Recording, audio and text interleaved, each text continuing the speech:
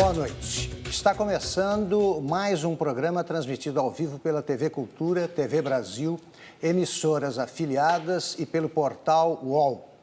Nossos entrevistadores convidados de hoje são Fernanda Bassetti, repórter de saúde do jornal Estado de São Paulo, Luciana Sadi, psicanalista, escritora e blogueira da Folha de São Paulo, Aureliano Biancarelli, jornalista da área de saúde, Dr. Paulo Saldiva, professor titular da Faculdade de Medicina da USP, e Ulisses Capozoli, editor-chefe da revista Scientific American Brasil.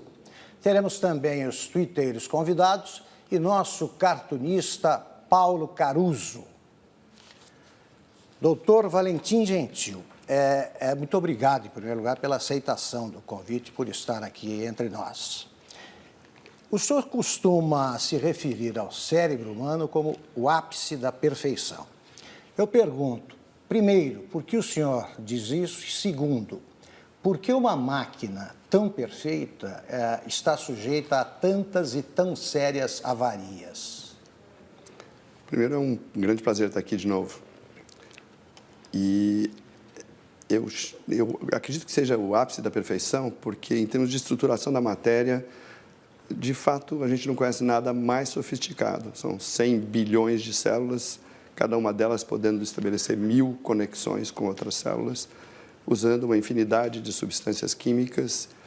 E cada vez que essas substâncias químicas chegam até os receptores, provocam o que hoje a gente já sabe que é uma cadeia de outras reações químicas que acaba transformando, inclusive, a composição do neurônio que recebeu essa informação. Tudo isso numa velocidade fantástica. Existem cérebros sofisticados em outras espécies, mas o nosso, de fato, atingiu o máximo que a gente conhece de processamento de informação. Nós não conseguimos hoje simular muito mais do que 1 milímetro cúbico de matéria cinzenta nos nossos supercomputadores. E uma estrutura tão sofisticada, com tantas conexões, com tantos sistemas funcionando na velocidade que funcionam, ao longo hoje de mais de 80 anos de vida, inevitavelmente está sujeita a intempéries e avarias. O mais surpreendente para mim é a capacidade de resiliência que esses organismos que nós conhecemos têm, tanto os humanos quanto os outros, porque nós nos submetemos a todo tipo de agressão ao longo da vida, desde os nossos hábitos alimentares até as nossas condições de vida estressante. E, apesar disso, nós continuamos operacionais. Então, eu acho que isso, de fato, se fosse uma máquina, de fato, ela não resistiria muito. Perfeito. Vou começar por um dos distúrbios, então, antes de passar a bola para os entrevistadores. Começando pelo beabá mesmo, porque muitos dos nossos espectadores são leigos no assunto. Quais são os sintomas que caracterizam a depressão? A depressão é um nome que nós damos para algumas síndromes, na verdade. É um nome emprestado de geografia, um nome emprestado de outras ciências, que a medicina assumiu, mas que, na verdade, representa um conjunto de síndromes. A gente fala de várias formas de depressão, 15, 16, depende da nossa vontade classificatória. Nós, psiquiatras, temos esse hábito de classificar coisas para facilitar a comunicação e, às vezes, nos atrapalhamos com isso. Mas existe uma forma de depressão, uma síndrome depressiva conhecida desde a mais remota antiguidade, que é muito consistente. E aí a tristeza é só uma dessas manifestações. Basicamente, o que acontece na depressão é uma alteração do organismo, uma alteração sistêmica de ineficiência de processamento. E aí o processamento das nossas funções vitais fica prejudicado, nosso apetite fica prejudicado, o sono fica prejudicado, nossa capacidade de concentração fica prejudicada, nossa capacidade de tomar decisões fica prejudicada, nossa sensação de bem-estar, de alegria, de ter prazer nas coisas fica prejudicada. Então, é sempre um conjunto de sintomas e aí existem variantes nessas várias síndromes. Tem algumas que pioram sistematicamente de manhã, outras pioram sistematicamente à noite, tem algumas que a pessoa emagrece muito, outras que a pessoa engorda, algumas que a pessoa perde o sono às 4 horas da manhã, outra que as pessoas dormem até as 2 da tarde. Então, existem variações e o que existe em comum é que todas elas causam sofrimento e causam prejuízo. É uma das principais causas de incapacitação da humanidade. Luciana. Eu queria saber como é que surgiu o seu interesse por psicofarmacologia e pela psiquiatria. Ela começou pelo interesse com a psiquiatria. Isso ainda antes de eu entrar na faculdade de medicina. Eu fui estudar medicina para ser psiquiatra. Eu estava nos anos 60 e estava fascinado com várias coisas que eu estava vendo ao meu redor. Mas quando eu tento identificar o meu primeiro interesse, eu acho que era, na verdade, um jovem que eu conhecia, meu vizinho, que tinha um problema grave, que eu imagino que fosse uma forma de esquizofrenia, quando a gente era muito jovem. Esse foi o meu primeiro contato com alguém com uma doença mental. Depois, quando eu estava na escolha de profissão, ainda sem saber se eu queria ser médico ou não, dentro da medicina, a área de psicologia, psiquiatria me interessava mais do que o restante da medicina. A psicofarmacologia veio depois já da graduação do 3º ou 4º ano, quando começaram a aparecer os principais estudos sobre o mecanismo de ação dos psicofármacos. E isso parecia, para mim, um instrumento interessante de entender relações mente-corpo. E a psicofarmacologia, eu acabei sendo professor de psicofarmacologia ou assistente de farmacologia durante 15 anos, mas o interesse era basicamente usar os efeitos desses medicamentos para tentar entender essa relação mente-corpo. E até hoje eu não entendo, e até hoje eu me surpreendo, e até hoje eu acho fascinante que, de repente, você, mudando doses ou mudando medicamentos, você tem uma mudança tão grande na resposta emocional, ou você consegue reverter quadros que é tão esquisito. Você, de repente, aumenta uma quantidade de um medicamento e a pessoa que estava numa forte depressão ou num outro quadro igualmente perturbador, de repente te contar que ficou melhor. Então, isso continua sendo fascinante. Aureliano. Professor, o senhor usou a imagem do cérebro como uma máquina, eu vou tomar a liberdade de chamá-lo de mecânico. Ele usou como máquina, eu não. Mecânico dessa máquina. No Brasil, pelos números da OMS, nós somos 23 milhões de pessoas que sofrem de algum tipo de transtorno mental. 5 milhões delas precisariam de alguma ajuda. Segundo o Conselho Regional de Medicina, os senhores são 7.600 especialistas em psiquiatria. O senhor se sente impotente diante de tantas máquinas para serem, entre aspas, consertadas? Eu não conheço máquinas tão sofisticadas, mas, de qualquer forma, vamos ficar com a máquina. Ferrari para cima, tá bom? Então, a gente fica um pouco de mecânico.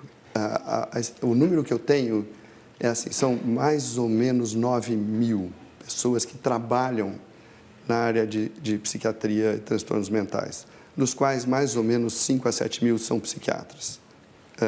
Alguns deles com título de especialista, a maioria desses com título de especialista afiliados à Associação Brasileira de Psiquiatria, que acabou de fazer um congresso que tinha 5.000 participantes.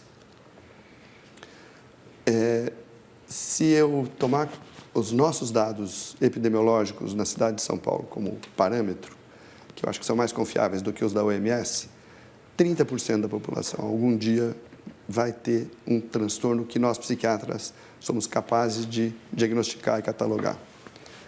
Então, na Megacity de São Paulo, um estudo feito metodologicamente de forma adequada encontrou esse tipo de prevalência.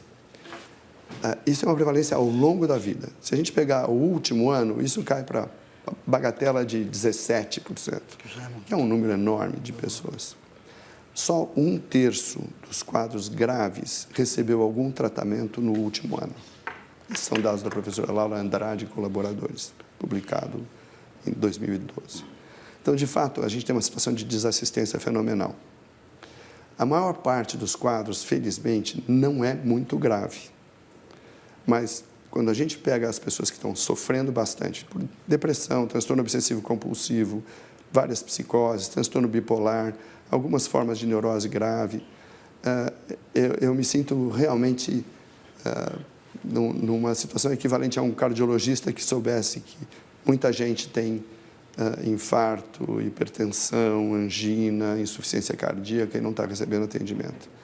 De tudo isso, o que mais me incomoda é saber que tem mais de 15 mil pessoas morando nas ruas de São Paulo e que pelo menos 1.500 delas têm uma psicose grave da família das esquizofrenias e que tem mais de 55 mil moradores de rua no Brasil, segundo um levantamento mais ou menos recente. Se 10% dessa população tiver os quadros mais graves, como esquizofrenia, são 5 mil pessoas sem atendimento. Então, nós estamos numa situação de desassistência fenomenal. Agora, junta a isso o número de pessoas que estão recebendo atendimento inadequado. E junta a isso as pessoas que não estão na rua, mas estão em casa. E algumas delas que estão, inclusive, fechadas em alguns ambientes. O Ministério Público, de vez em quando, é chamado para ver essa situação de cárcere privado. E as manifestações que eu tenho visto mais recentes do Ministério Público são muito humanitárias. Quer dizer, eu vou processar a família que isolou essa pessoa como se fosse um cárcere privado, eu vou responsabilizar as autoridades por não dar o atendimento que ela precisa. O que é que eu vou fazer? Quer dizer, a própria justiça hoje está com uma dificuldade de lidar com essa situação. Esse é um fenômeno mundial. Quando a gente fala da realidade da mega city São Paulo, ela corresponde ao que se encontra em países ainda não desenvolvidos. 1/3 da população só recebe atendimento. Fernanda. Professor, eu também queria apontar uns dados da Organização Mundial de Saúde, que é o seguinte: no ano 2000, eles apontavam a depressão como a 5ª causa de incapacitação. A previsão é que em 2020 a depressão seja a 2ª causa. Dados do Ministério da Previdência Social mostram que no ano passado mais de 100 mil trabalhadores foram afastados do trabalho por conta de depressão.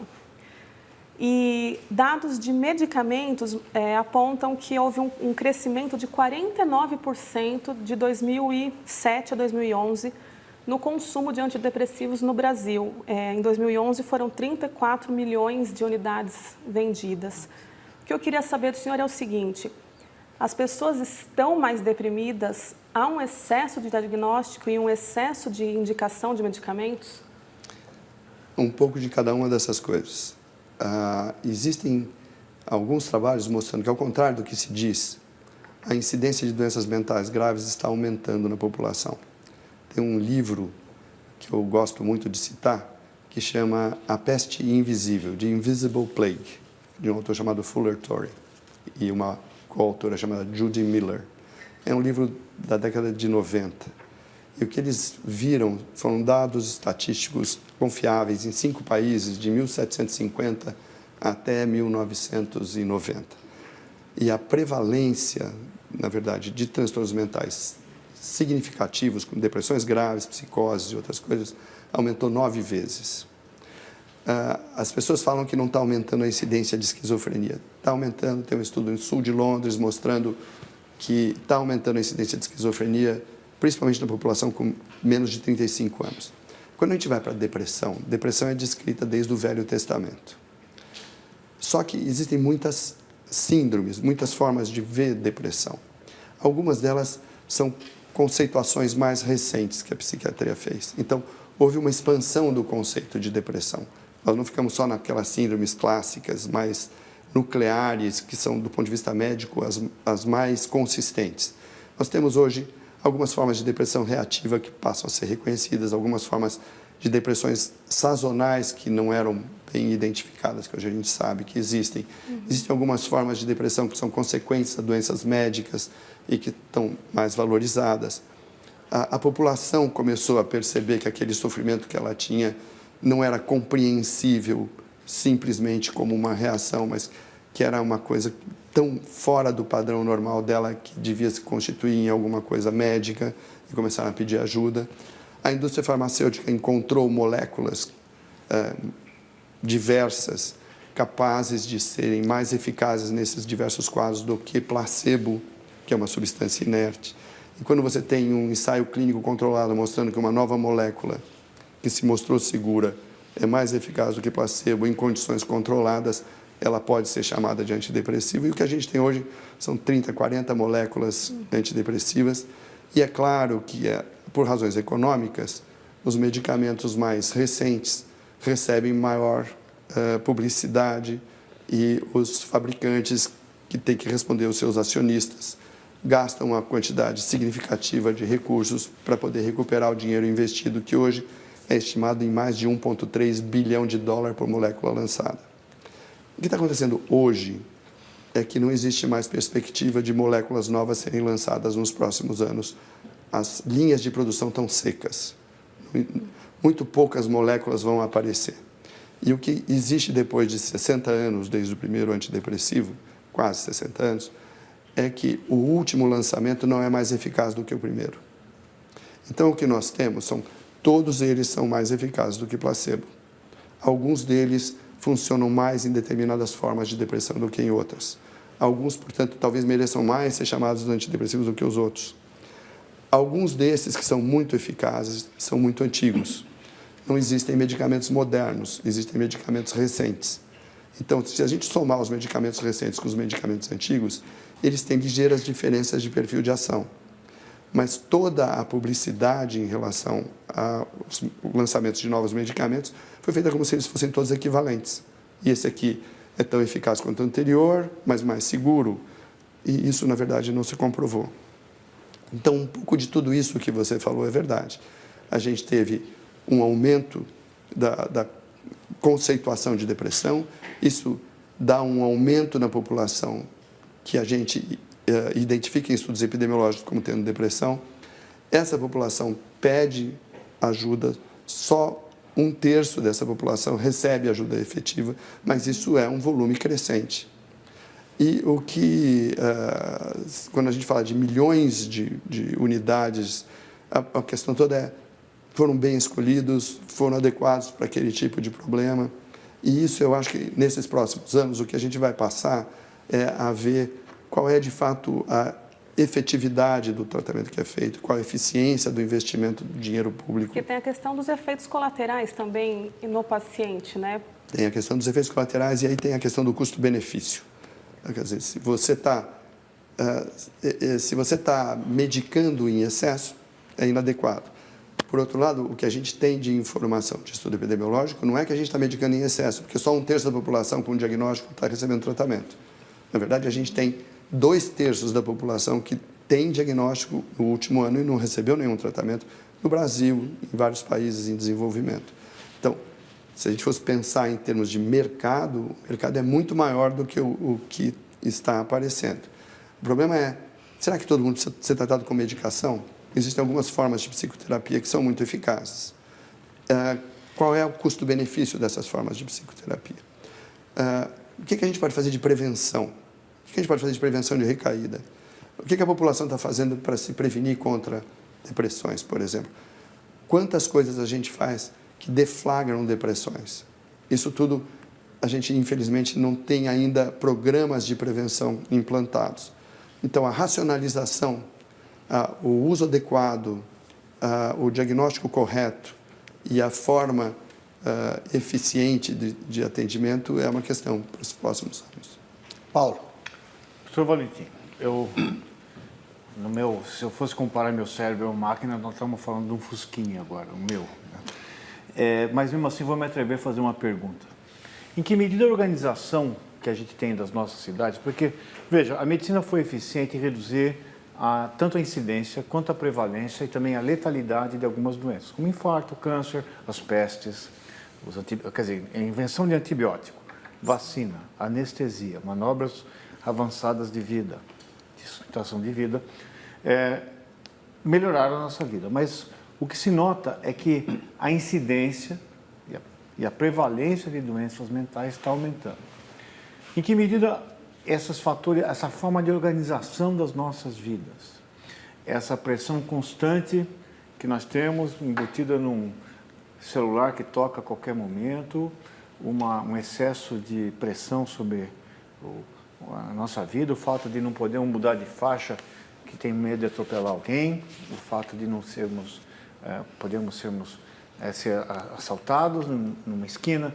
Em que medida essa nova forma de organização contribui para esse aumento do perfil, quer dizer, essa mudança do perfil epidemiológico das doenças mentais? Fora a transição demográfica. Fora a transição demográfica, que é o envelhecimento. Né? Tem vários componentes, né, Saldiva? Um dos que chama mais a atenção é o quanto nós não temos uma atitude ecológica em relação a nós mesmos, né? Nós falamos do meio ambiente, nós achamos que não devemos poluir os nossos recifes de coral que estão morrendo, nós achamos que não devemos poluir o ar que nós respiramos, mas na hora do meio interno, se você procurar ecopsicologia, você vai encontrar psicólogos falando do movimento ecológico, você não vai ver ninguém falando de... Não tem uma sociedade protetora do ser humano. Né? Não tem. Ninguém trata com a mesma consideração o meio interno como se espera que seja tratado o meio externo. Veja, por exemplo, o que a gente está fazendo em termos de trabalho. Agora são 10h30 da noite, nós estamos com luz artificial e se você for 300 anos atrás, não existia nem luz artificial e ninguém ia trabalhar às 10h30 da noite. Só que nós desenvolvemos técnicas de resiliência para isso. Nós temos uma saúde melhor, nós temos todas essas coisas que você disse, todas as nossas vacinas, nossa alimentação, supostamente a gente descansa. Quando você vai para a população geral, isso já não é bem verdade. E se você tem aqueles parâmetros que você estava mencionando há pouco, de quanto tempo a pessoa leva para chegar no trabalho e voltar para casa, só aí uma parte das 24 horas do dia é em condições estressantes. Eu gosto de lembrar sempre que eu prefiro morar nas nossas condições estressantes hoje do que nos tempos bíblicos. Eu acho que as condições eram muito estressantes. Primeiro, a gente vivia metade do que a gente vive. Segundo, uma boa parte dos nossos filhos não vivia o suficiente para se tornar adulto. Terceiro, as pessoas tinham um poder de destruição da vida humana não contido. Então, em alguns aspectos, eu me sinto mais seguro hoje do que eu me sentiria no ano 1000. Só que tem algumas coisas que as pessoas estão fazendo que a gente pensa que a gente faz como se fosse parte natural da nossa vida e que são, do ponto de vista médico, e você como professor de patologia sabe melhor do que eu, são muito ruins. Quer dizer, o que a gente consome de substâncias nocivas, do ponto de vista psiquiátrico, o que a gente consome, por exemplo, de cafeína, o que a gente consome das teínas em geral, o que a molecada está usando de droga, o que isso vai piorar com a liberação geral que está se propondo por aí, o que a gente já sabe que isso compromete o funcionamento do sistema nervoso na adolescência, o quanto que tem de medicamentos com efeitos nocivos para o sistema nervoso, tanto medicamentos psiquiátricos como outros medicamentos que têm repercussão no sistema nervoso e que afetam o comportamento, a regulação emocional, deflagram crise de pânico, deflagram depressão, deflagram transtorno bipolar, deflagram psicose. Então, de fato, esse conjunto é preciso que a gente tenha muita resiliência para combater. Doutor Valentim, o senhor já considera respondida a pergunta, Paulo? Considero. Eu queria, porque eu teria de encerrar o bloco, mas eu não quero fazê-lo antes da pergunta do Ulisses Capozoli, da resposta. Obrigado, Augusto. Valentim, eu tenho a impressão que a síndrome do pânico é uma questão complexa e perturbadora nesse momento. Eu tenho uma experiência em comum que eu recebo na redação da Scientific American telefonemas e e-mails de pessoas se queixando ou que ela própria está sofrendo ou que uma pessoa está sofrendo de síndrome do pânico. Eu tenho uma relação, evidentemente, das clínicas de atendimento e eu passo imediatamente para as pessoas. O que explica essa emergência da síndrome do pânico? E o que o senhor diria para um dos nossos espectadores que muito provavelmente está experimentando essa sensação descrita como dramática? Ela é dramática, eu posso te garantir, porque eu fui voluntário de uma pesquisa em que eu era o coordenador e eu resolvi ser o primeiro a tomar um determinado medicamento. e eu não sabia, mas ele deflagrava a crise de pânico. Então, eu tive 40 minutos de crise de pânico dentro do Hospital das Clínicas e eu espero não ter uma segunda dessas Como é crises. que é, doutor Valentim? Eu estava anestesiado por uma equipe de anestesistas competentes, com um sedativo, na verdade, não estava anestesiado, estava sedado, e esse medicamento era um medicamento para reverter a sedação. E a instrução que a gente recebeu do fabricante na época era que devia dar uma injeção em bolo, uma quantidade rápida para reverter a sedação. É um medicamento que depois é usado para quando quer interromper a sedação em procedimentos anestésicos ou sedativos, ou para reverter overdose, para reverter superdosagem, tentativa de suicídio ou acidente, ou coisa assim.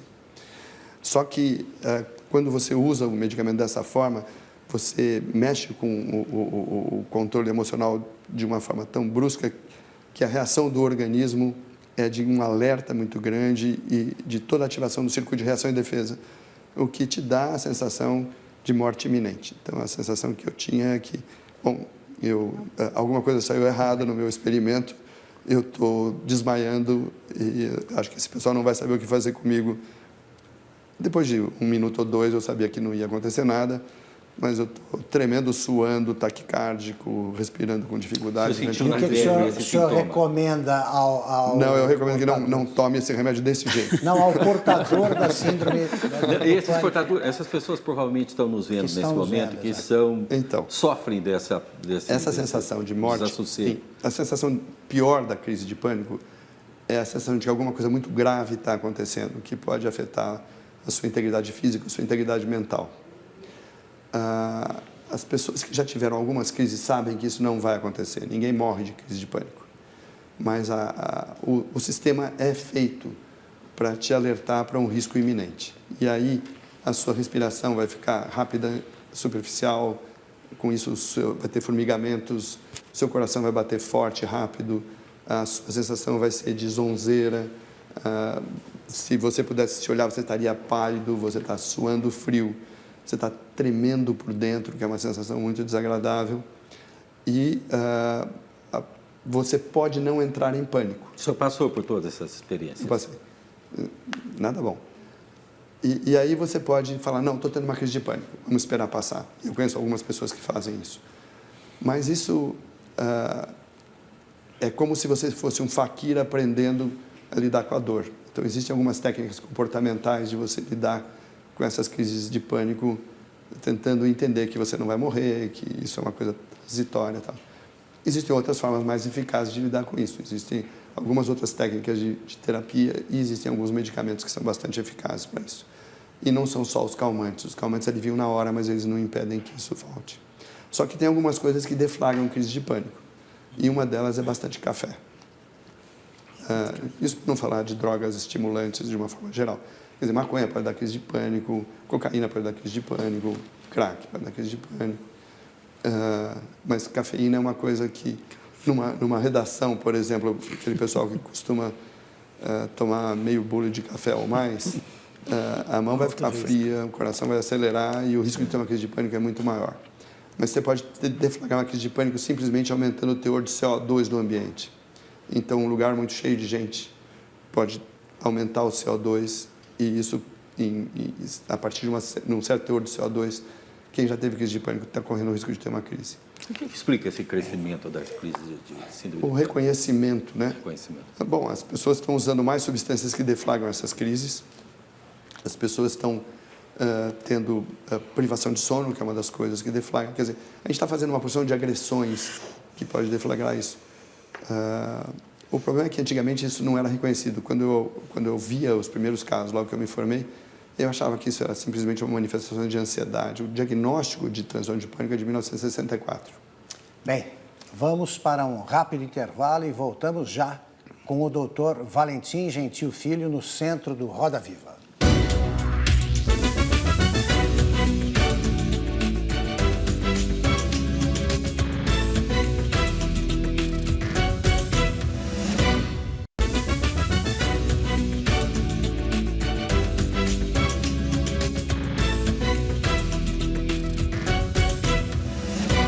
Estamos de volta ao vivo com o psiquiatra Valentim Gentil Filho. Doutor Valentim, se o senhor tivesse plenos poderes para lidar com esses problemas do gênero, de que forma o senhor tentaria resolver a questão da Cracolândia ou das Cracolândias que se espalham pelo Brasil? Eu acho que a coisa, do ponto de vista humanitário, mais importante seria pegar as pessoas que estivessem mais comprometidas no momento. Do ponto de vista humanitário. Porque eu tenho informações fragmentadas a respeito da situação. De vez em quando eu passo pela Cracolândia. Mas as informações que eu tenho são de que os casos mais graves não estão procurando atendimento. E é compreensível que isso aconteça. Justamente porque são casos graves. Porque são muito graves e eles não têm crítica suficiente do que está acontecendo. Então, eu acho que, em vez de ter um promotor, um juiz, lá no CRATOD, para ver quem são as pessoas que poderiam precisar de uma internação compulsória, eu acho que as pessoas do judiciário deviam ir à Cracolândia e perceber quem são as pessoas que realmente estão comprometidas. Porque essas pessoas estão correndo risco de vida. Seria o judiciário a fazer isso? E eu acho que o Ministério Público tem que propor e o juiz tem que autorizar, porque a internação compulsória é por ordem judicial. Uhum. O médico não tem esse poder. O médico pode dizer, olha, aqui nesta região eu tenho esses 10 indivíduos que, do ponto de vista médico, estão me parecendo incapazes de perceber o que está acontecendo com eles. E estão correndo sérios riscos, inclusive de vida. E aí, a justiça é que tem que determinar a internação compulsória. E o senhor é favorável à internação nesses casos? Eu acho que não só de quem tiver com problema de crack. Eu acho que quem tiver qualquer problema, esteja correndo risco de vida e pudesse beneficiar de uma internação hospitalar, ele deve ser levado para um hospital e ser atendido. Porque o resto me parece omissão de socorro. Mas, doutor Valentim, apesar da dramaticidade do crack, o senhor tem manifestado uma preocupação muito grande com a cannabis, com a maconha? Tem, o senhor tem feito, digamos, uma certa cruzada, no melhor sentido dessa palavra? Não, no melhor sentido. Eu acho que contra uma posição liberalizante que eu acho que um pouco... Eu sou bem liberal, Ulisses. O problema é que o adolescente fumando maconha uma vez por semana aumenta em 310% o risco de desenvolver esquizofrenia, que é uma doença incurável. Uma vez por semana? Esse é um estudo feito desde 1969 com um grupo de 50 mil suecos, mas que está confirmado em 7 ou 8 países já. Então, as meta-análises mostram 210%, se somar todos os estudos controlados adequados até 2007. Então, o problema é, tudo bem, vamos liberar geral, desde que antes dos 21 as pessoas não fumam maconha uma vez por semana. Quem que pode garantir isso? A questão do crack é outra. A questão do crack é porque essas pessoas estão correndo risco de vida mesmo. E elas estão muito perturbadas. Então, eu acho até que se o sujeito está fumando crack, mas não está muito prejudicado e está fazendo uso mais esporádico, provavelmente o juiz não deve decretar a internação compulsória. Porque se for fazer assim, vai internar milhares de pessoas. Mas são raros os casos de uso esporádico do crack, né? Ele são raros porque mesmo. ele vicia demais. O que a gente tem visto, e eu tenho informações de que a gente tem recebido no CRATOD, por exemplo, que é o centro de referência lá na cidade, são famílias e usuários pedindo para ser atendidos. Então, às vezes, você tem uma internação involuntária, quando a família pede, o médico recomenda. Às vezes, você tem uma internação voluntária. Às vezes, você não tem, porque, aparentemente, eles estão começando a fechar os leitos, porque acham que tem outras formas de lidar com isso. Tomara. Agora, tem algumas pessoas que estão muito prejudicadas. E essas pessoas, mesmo que elas não estejam usando crack, eu acho que alguém com uma doença mental grave, que esteja muito prejudicado na rua, comendo terra, se expondo às coisas que o filme Omissão de Socorro mostrou, do Olívio Tavares de Araújo, eu acho que aquelas pessoas têm que ser atendidas. Doutor Valentim, qual que é essa linha que chega para você diagnosticar e dizer que essa pessoa está em risco de vida? Como que o promotor, enfim, que vai pedir a internação dessa pessoa viciada, onde que ele identifica que ela está correndo um risco de vida? Ele tem que ouvir alguém técnico. Recorre a um especialista. Ele tem que ouvir alguém técnico. Está consciente? Está sabendo onde está? Está sabendo quem é? Está, do ponto de vista de saúde geral, em ordem? Não está com sinais evidentes de que está com graves infecções, toxemiado? Sabe, se você chegar na rua e tiver alguém tendo uma convulsão, você não tem muita dúvida de que essa pessoa está precisando de um atendimento de urgência. Eu não estou falando de internação em hospital psiquiátrico. Eu estou falando de internação num serviço de saúde que tenha condições de lidar com a emergência. Então, professor, mas nessa linha, lá na Faculdade de Medicina, para quem está ouvindo a gente, tem o serviço de verificação de óbitos da capital, que são as pessoas que morrem de mortes naturais e que não tem ninguém que ateste o óbito.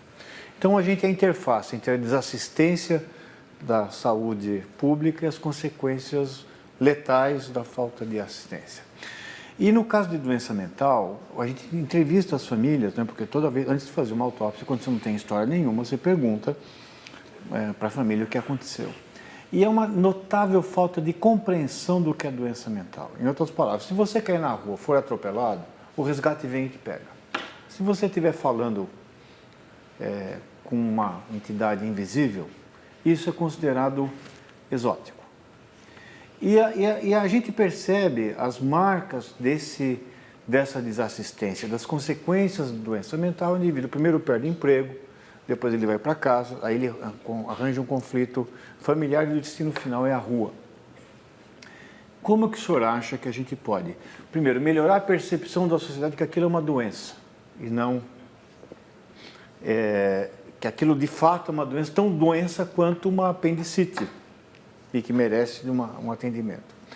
E segundo, como é que a gente vai de novo fazer eu já presenciei uma vez, voltando do Jornal da Cultura, uma pessoa que estava meio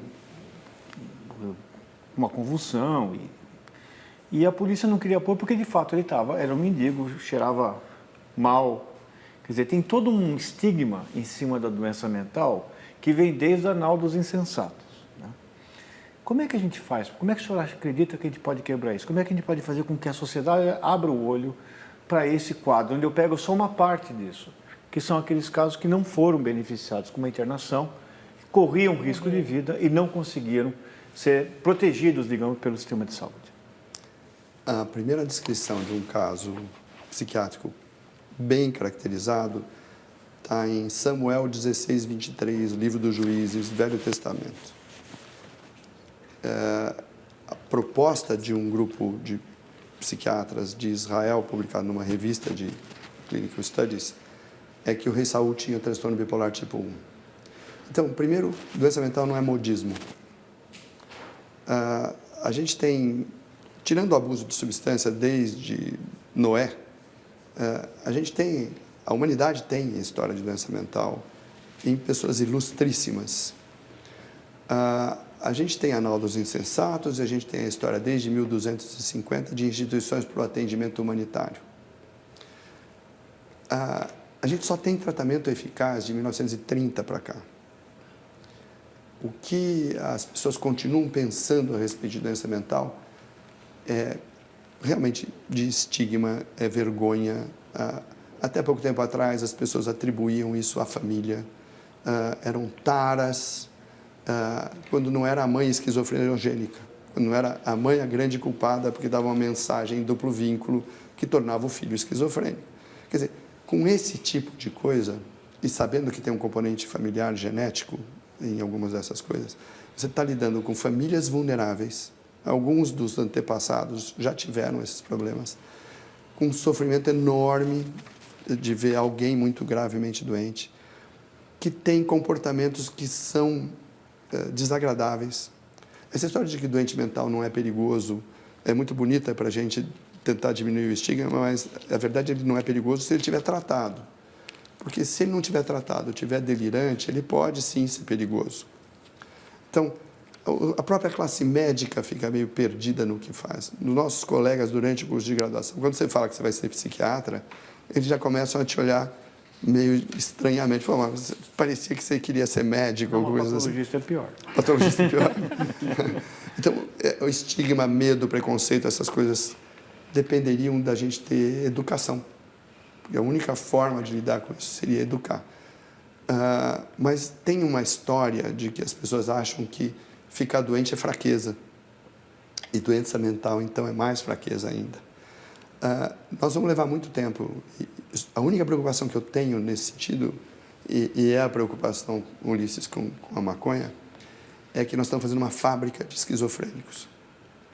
Se a coisa no Uruguai pegar do jeito que eles querem, e se o Brasil for seguir o belo exemplo de ter a indústria da maconha toda oficializada, eu não estou falando de liberdade individual do cara assim, usar qualquer substância. Eu estou falando, se a gente deixar os adolescentes expostos a isso, é prejuízo a nível intelectual, é prejuízo para a estruturação da personalidade, é risco de esquizofrenia incurável, deflagração de depressão, transtorno bipolar, sem falar dos ataques. Essas são cenas que passam na sua cabeça quando você põe muitas vezes a cabeça no travesseiro à noite. Da perspectiva de uma parcela significativa da população jovem, correr esse risco e estar alienada de uma dimensão mais... principalmente quando algumas pessoas que são muito importantes e muito responsáveis passam a mensagem de que maconha é mais seguro do que álcool e tabaco.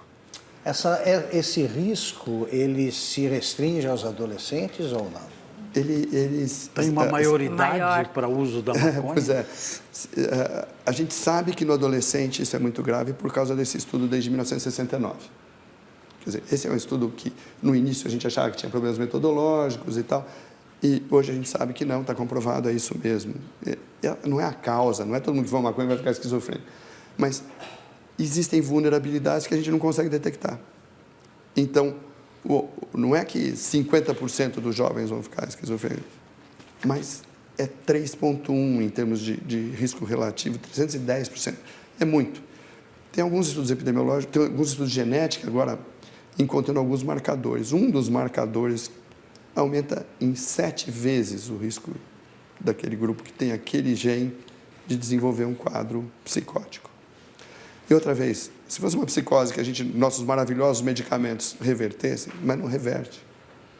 É uma forma que aparentemente é uma interferência com a reprogramação das conexões sinápticas. Existem distúrbios incuráveis. Esquizofrenia é incurável, por definição. Eu sei que tem gente que acha que não é bonito falar isso. Não tem nada de beleza nessa história. É o tipo da doença que a gente consegue controlar. A pessoa tem uma vida boa, pode ter uma vida praticamente normal, mas vão ficar algumas sequelas. Mas não é só esquizofrenia. É redução de 8 pontos no QI. Você já viu alguém fazer, ao lado dessa história toda de louvar a liberdade do indivíduo poder usar o que quiser, pense livre, e regulamentar, não liberar, mas regulamentar e coisas assim. Já viu alguém falar para os jovens do risco que eles estão correndo? A gente sabe disso desde 1987. Já viu o Ministério da Saúde falar alguma coisa a respeito? Não. E por que o senhor imagina que não se diga? Eu não sei. Eu não sei por quê. Eu não sei várias coisas. Eu não sei por que a Polícia Federal prende um caminhão com 3 toneladas de maconha e não é capaz de dizer de onde esse caminhão veio. Eu não sei por que o lugar onde isso foi plantado não foi interditado. Essa história de que vem tudo do Paraguai, espera aí, o Paraguai não tem condições de plantar toda essa maconha que tem consumida e apreendida no Brasil. Então, eu tenho a impressão que a gente está numa ambivalência. A droga é apreendida. Como? A droga é apreendida e ninguém sabe para onde vai. Mas, escuta, você acha que hoje de vez em quando as pessoas queimam alguma coisa. Você acha que hoje as pessoas não sabem de onde saiu aquele caminhão? As pessoas sabem o que a presidente está conversando. Não, espera aí. Eu não acredito nisso. Então, tem alguma coisa na sociedade que não quer enfrentar o problema onde ele está. E o uso da maconha para fins medicinais? Não é da maconha. São de componentes da maconha. Mas o senhor apoia? Apoio, claro. Se você pegar e falar assim, você vai fumar um baseado para melhorar a sua dor ou para melhorar a sua náusea, você está fazendo um mau uso de uma planta que tem 400 substâncias. Mas você pode trabalhar com componentes dela. E você pode purificar isso. Porque na hora que você vai para os Estados Unidos comprar numa loja de maconha medicinal, você está comprando uma planta que pode ter impurezas, o controle de qualidade não pode ser bom. Você sabe a explosão da produção de maconha medicinal que tem nos Estados Unidos. E você sabe que qualquer pessoa paga 50 doses e consegue uma prescrição disso. E você sabe que as associações médicas estão alertando que a Food and Drug Administration não tem o menor controle sobre essa substância. Quer dizer, está sendo usado para terapêutica médica, uma coisa que não tem nenhum controle de segurança, diferente de tudo que se prescreve nos Estados Unidos para tratar qualquer coisa. Isso é uma posição política, social, em que a medicina está envolvida, provavelmente indevidamente. Agora, que tem componentes terapêuticos, claro que tem. Canabidiol pode até ser útil para tratamento de algumas formas de transtorno psiquiátrico. Agora, há 20 anos, o teor de tetraidrocannabinol em skunk, haxixe e marihuana e maconha não era maior do que 6%. Hoje é 25% em alguns lugares onde se produz isso. Quer dizer, o tetraidrocannabinol é a substância psicotogênica. Então, nós estamos falando dos garotos que tiveram 8 pontos de prejuízo no QI lá na Nova Zelândia, mas quando esses garotos usavam, era 6%. Os primos deles agora estão usando 25%. Nova Zelândia é um dos lugares que se consome. Sr. Valentim, maconha. eu não vou resistir aqui a levantar uma questão com o senhor. Esse livro do Schultz e do Hoffman, que o senhor certamente conhece, Plants of Gods, ele sugere ali fortemente que o fato de alguma substância cannabis, por exemplo, a arquitetura, na estrutura química dela, abrir uma célula nervosa, ou seja, como se fosse uma chave falsa, imitando algumas substâncias endógenas do cérebro, pode não ser pura coincidência. Eles sugerem que esse tipo de plantas altera a consciência, a realidade, não? E essa questão coloca o homem, o humano, numa dimensão de transcendência, numa outra realidade. Claro, outras culturas fazem isso, populações indígenas do Brasil fazem isso. A gente pode pensar que a alteração de consciência ocorre em 2 planos, ou seja, uma de natureza, digamos, antropológica, em busca de raiz e tudo mais, numa percepção do que a gente chama, o que é a realidade. E uma outra, essa que a gente chamaria de recreativa, e que é mais imediata, é um problema das grandes cidades, é um problema de ansiedade, uma série de problemas. Nós não temos, em escala global, uma dificuldade de distinguir uma coisa da outra? Não, então veja, nada do que a gente usa que funciona no sistema nervoso atua sem que haja algum componente do sistema nervoso que o reconheça. Você sabe que toda vez que você tem uma liberação de um determinado neurotransmissor, você tem um freio para esse neurotransmissor não ser liberado demais. E uma das coisas que acontece em algumas dessas neurotransmissões é que você tem a produção dos canabinoides endógenos. E a função da anandamida e de outros canabinoides endógenos, aparentemente, é justamente de atuar no receptor pré-sináptico, no CB1, que é um dos receptores de maconha, para impedir que seja um excesso de passagem de informação, um excesso de influxo de cálcio e uma perda da conexão sináptica. Quer dizer, é um mecanismo de autorregulação. Então, a maconha, o THC, o tetraidrocannabinol, essas coisas estão interferindo com o CB1.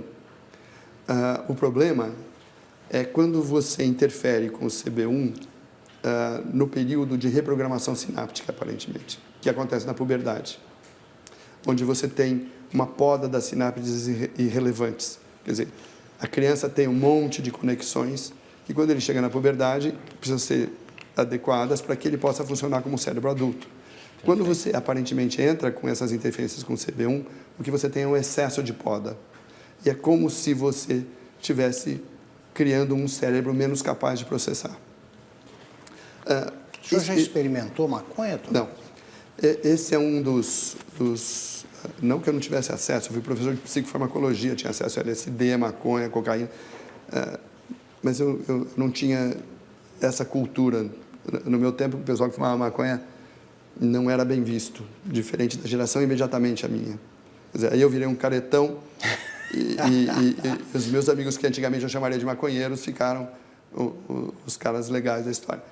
Eu não tenho nada contra as pessoas usarem recreativamente, desde que elas não estejam se prejudicando, que elas saibam o que elas estão fazendo. Perfeito.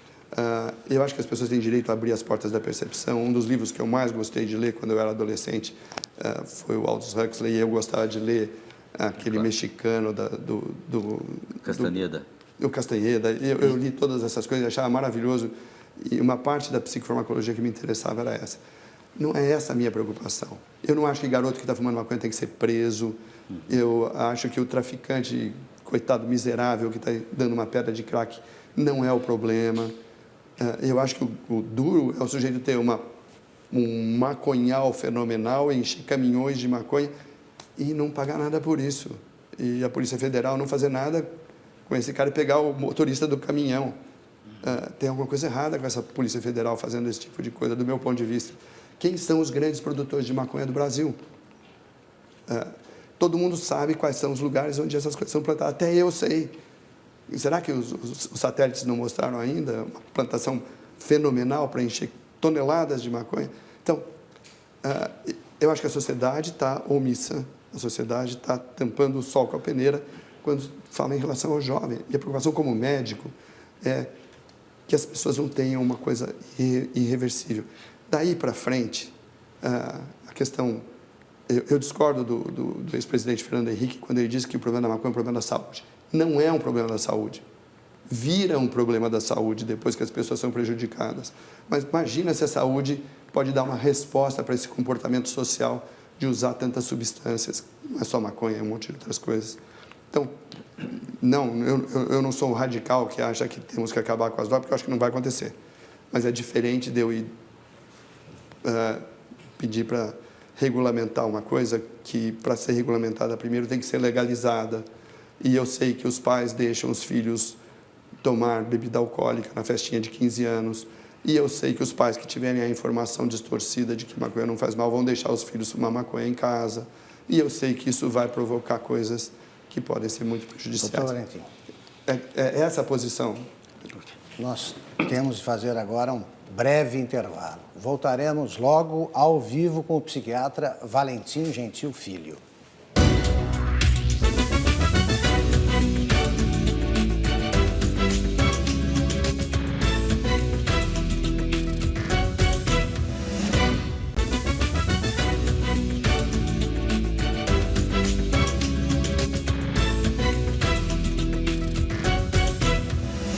Voltamos ao vivo com o psiquiatra Valentim Gentil Filho. Antes da pergunta da Luciana Sadi, eu queria saber o seguinte, doutor Valentim. O senhor disse que todos os distúrbios mentais causam sofrimento, mas quem mais sofre é o portador de esquizofrenia. Por quê? Não, eu acho que quem mais sofre é quem tem aquele diagnóstico, seja qual for. O sofrimento individual é... Sei. Não, eu acho que depressão é muito sofrida. Esquizofrenia, algumas formas de esquizofrenia são compatíveis com a vida razoavelmente normal.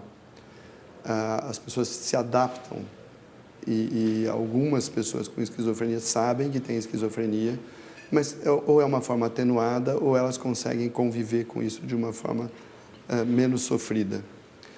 Esquizofrenia não quer dizer nada, na verdade, provavelmente são várias doenças. E o que elas têm... Essa frase que eu li foi indevidamente atribuída ao senhor, não é assim? Que quem mais sofre é quem tem esquizofrenia? É. Não, é indevida, eu não me lembro de ter falado isso.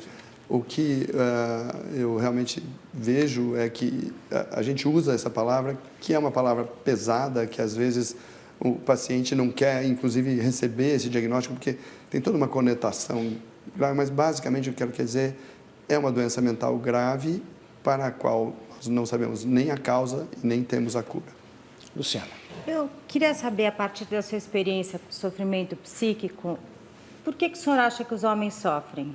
Que motivos levam eles a sofrer? É amor, é por amor que se sofre, por vaidade, por desamparo? E muito mais, né? Faz parte da experiência humana sofrer, não é? Você, como psicanalista, está em muito melhor condição de utilizar os conhecimentos que a gente tem a respeito disso. Eu entendo que o sofrimento não é problema psiquiátrico, que é problema da humanidade. e nem todo sofrimento tem a ver com questões médicas. Então, eu fico muito restrito ao falar de falar do sofrimento decorrente de doenças mentais, de transtornos mentais. Mas eu tenho certeza que as pessoas sofrem por ver outras pessoas sofrerem, por não conseguirem realizar os seus projetos de vida, por sentirem frustrações no relacionamento afetivo, por perceberem iniquidades e ao longo da história perceberem quanto de injustiça foi cometida, sofrer por solidariedade. Eu não diria que sofrer é problema médico, nem psiquiátrico. Eu acho que inclusive é uma coisa de empatia, de solidariedade. E quem não sofre é que eu acho que é um problema, na verdade. Se é que existe o psicopata frio, insensível, que não sofre. Eu não sei se existe, porque eu acho que no fundo, até os indivíduos que a gente cataloga como psicopatas, de algum grau de sofrimento eles têm. Então, Valentim, mas o sofrimento é também, digamos, quase que uma espécie de convite para a criação. E a criação é uma forma de enfrentar, de certa forma, superar o sofrimento, não? Então, se tiver um limite esse sofrimento, né?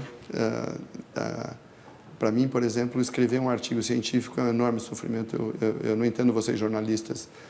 Para mim, sentar na frente de uma telinha e ficar digitando um texto é um sofrimento que... Eu creio que para nós, talvez escrever seja uma forma da gente se livrar de um certo sofrimento. Fazendo isso, não? Vocês sabem como fazer isso. Eu, por exemplo, quando sento para escrever, eu não sei me livrar desse sofrimento. Eu sofro até o fim. O Vinícius de Moraes é que dizia que o bom poeta precisa sofrer, que ele tinha deixado a poesia porque ele era muito feliz.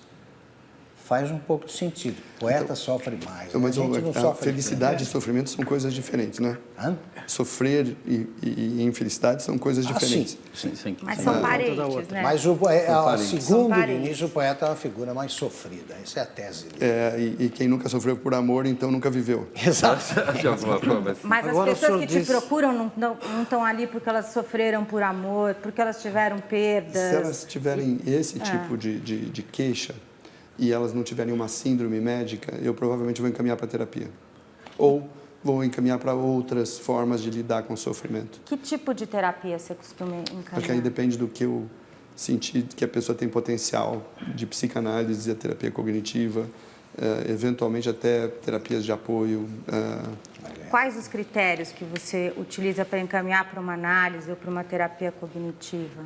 Eu acho que para terapia cognitiva são coisas mais objetivas e para análise é o potencial que a pessoa tem de se conhecer mais profundamente, de poder investir, ter a curiosidade, inclusive, ter o desejo de se aprofundar.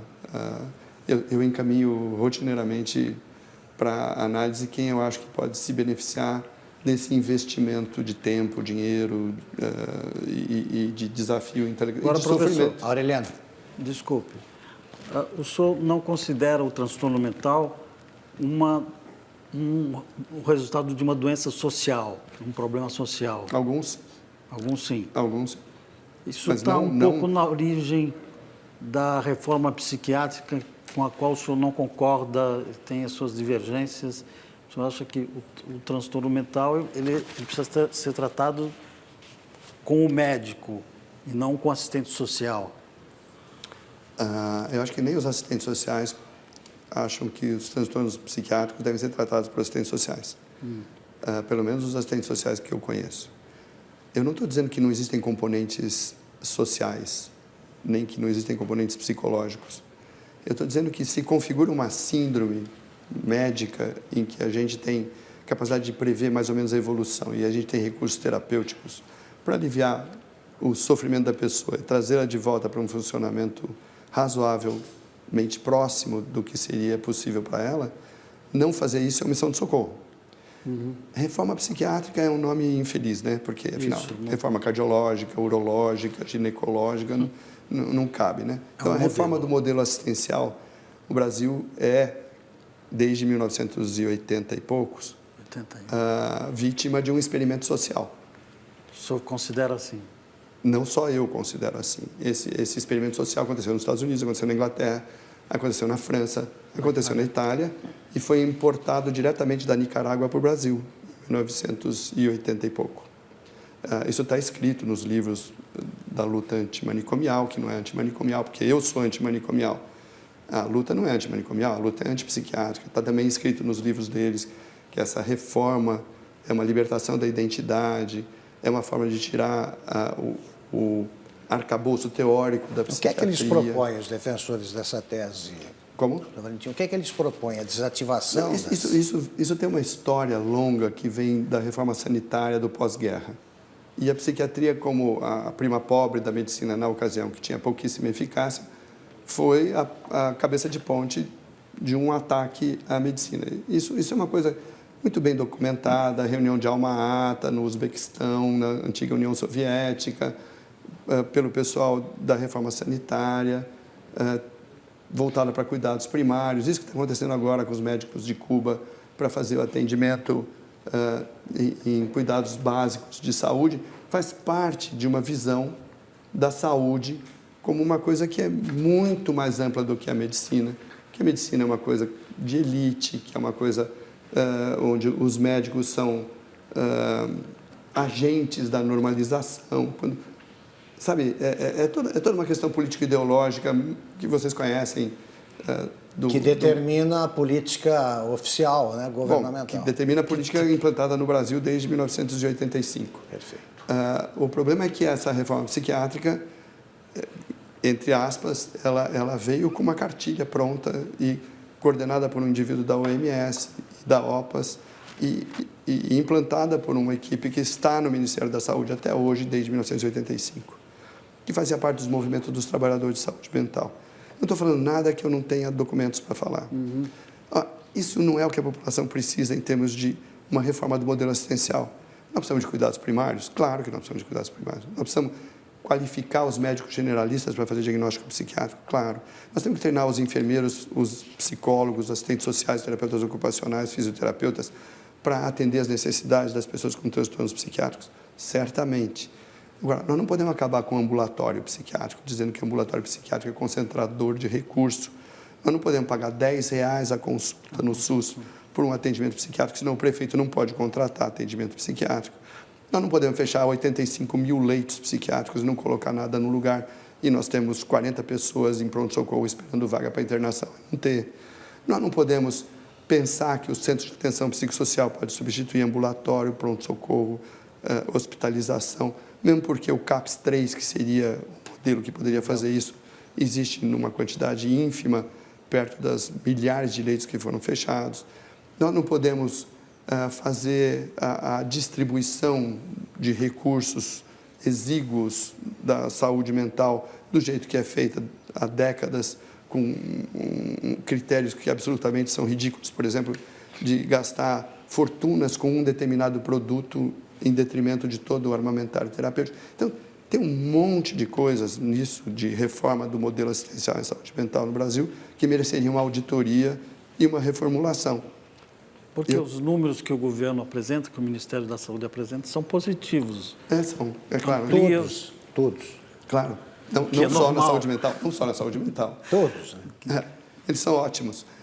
É só pegar o DataSUS. Ampliou-se o número de atendimentos, reduziu-se o número de internações. Isso. Mesmo porque não tem onde internar, né? Quer dizer, hoje, quando eu chamo uma ambulância na rua para ver a Dona Maria, que fica gritando à noite, embaixo de chuva, na rua que eu moro, nos Jardins, e vem uma ambulância, 2 carros da Rádio Patrulha, não chama Rádio Patrulha, da polícia, e eu falo, olha, essa moça, essa senhora está aqui na chuva, ela vai pegar uma pneumonia, ela está gritando, ela está agitada, ela pode ser atropelada, ela está obviamente psicótica, e eu posso ver que ela está precisando de uma internação para sair da fase aguda, não para ficar morando em manicômio. O moço da ambulância, os policiais falam, ó, doutor, não adianta, essa é a Maria. Ela está brigando porque roubaram o cobertor dela. Se eu levar no pronto-socorro, eles não têm o que fazer com ela. Eles provavelmente vão dar um remedinho para ela, vão botar na rua de novo, ela vai voltar para cá. 1.500 dessas Marias nas ruas de São Paulo. Esse é o sucesso do nosso modelo assistencial. todos os 60% de pessoas com coisas graves de depressão e outras coisas sem atendimento. Esse é o sucesso. Se você, ao longo de 30 anos, aumentou bastante o número de atendimento, bom, não fez mais que sua obrigação, a população mudou de 145 para 200 milhões. O que você tem hoje, eu não sei quais são os dados de hoje da Prefeitura de São Paulo, mas é assim, você tem gente no chão de pronto-socorro por falta de leito para internar, você tem os hospitais continuando a ser fechados, você tem agora a Prefeitura de São Paulo fechando mais leitos. Quer dizer, o que as pessoas pensam que eu estou falando de leito psiquiátrico para internar o sujeito para deixar no manicômio como nos anos 60? Não.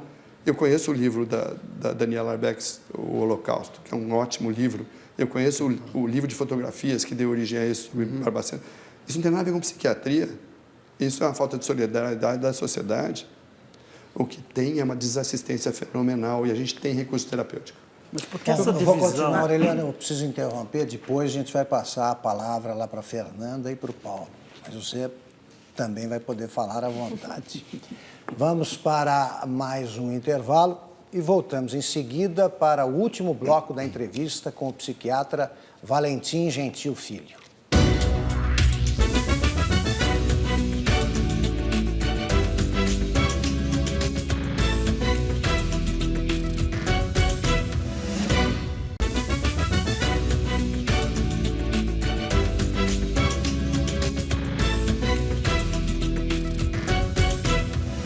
Estamos de volta ao vivo para o último bloco da entrevista com o psiquiatra Valentim Gentil Filho. Aureliano, eu te interrompi quando você estava começando a fazer uma pergunta, você conclua, depois eu passar para a Fernanda. Intrigante saber que depois de 20 anos da reforma psiquiátrica e a reforma entre aspas, como o senhor disse, e as coisas estarem tão evidenciadas já em diferentes países, você ter aqui no Brasil um grupo tão diferentemente posicionado com relação ao mesmo tema, quando, na verdade, o que se quer é o bem do paciente e da família. Por que essa divisão tão atávica? Eu acho que são concepções diferentes. São concepções políticas, ideológicas e, às vezes, técnicas diferentes. Quando eu converso com algumas dessas pessoas que são responsáveis pelo que está acontecendo no Brasil, porque elas fazem parte dos assessores do Ministério da Saúde desde o início, eu acho que boa parte delas são muito bem intencionadas e acho que a gente concorda em algumas coisas. Eu concordo que a gente não pode ter hospitais manicomiais. Eu acho que asilo é uma necessidade. Em vez de você deixar a pessoa morar na rua, não é porque ela é doente mental que ela não tem direito ao asilo.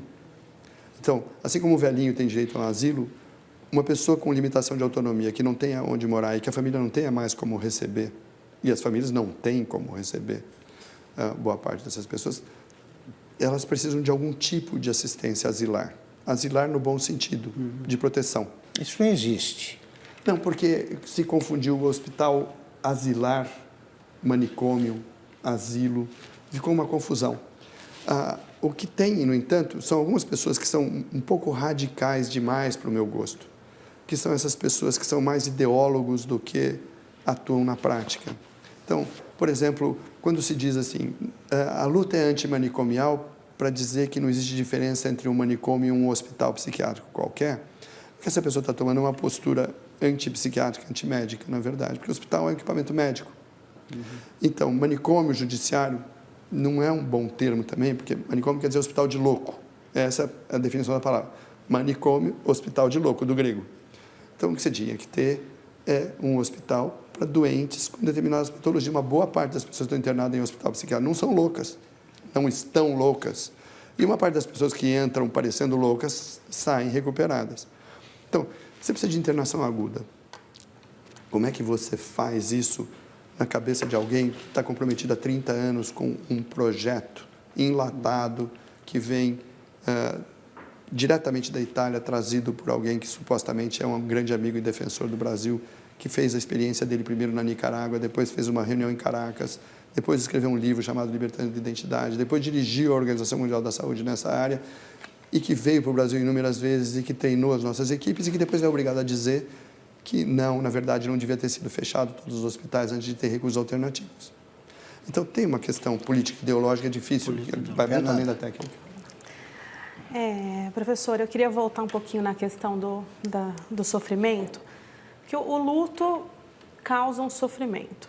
A nova Bíblia da Psiquiatria, que foi publicada agora em maio, a atualização dela, ela inclui o luto ali como uma possibilidade de sintomas de depressão depois de 2 semanas, se a pessoa mantiver os sintomas por 2 semanas. A minha dúvida é, a gente não estaria aí, de novo, medicalizando o sofrimento? Porque antes o luto não entrava, né, no manual. Eu acho que as pessoas religiosas vão se ressentir de comparar DSM-5 com Bíblia. Eu tenho enorme respeito pela Bíblia e não tenho tanto respeito assim pela DSM-5.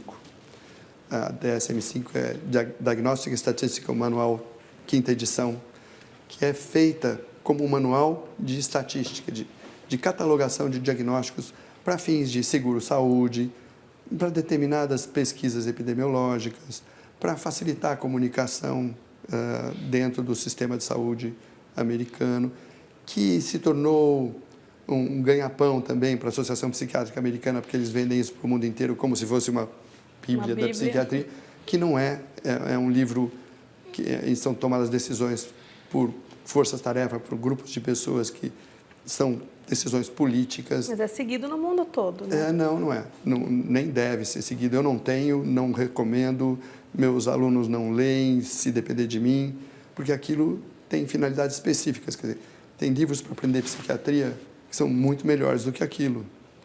Quais? Então, eu sou obrigado a reconhecer, no entanto, a influência que a DSM-5 tem e que nessa necessidade de catalogar comportamentos humanos, as pessoas extrapolam e acabam fazendo besteiras. Tinha uma época que o homossexualismo era catalogado como um transtorno psiquiátrico e deixou de ser catalogado porque os psiquiatras homossexuais conseguiram fazer um movimento para que isso não fosse assim. Quer dizer, você chega numa situação em que depende de qual é a pressão interna que você tem política para você ter um diagnóstico ou tirar um diagnóstico. Então, ela tem uma porção de enganos. Ela teve algumas vantagens. Ela facilitou que os psiquiatras americanos que não acreditavam em nenhum diagnóstico pudessem se comunicar, porque a história da DSM começa numa época em que, nos Estados Unidos, tudo eram reações emocionais.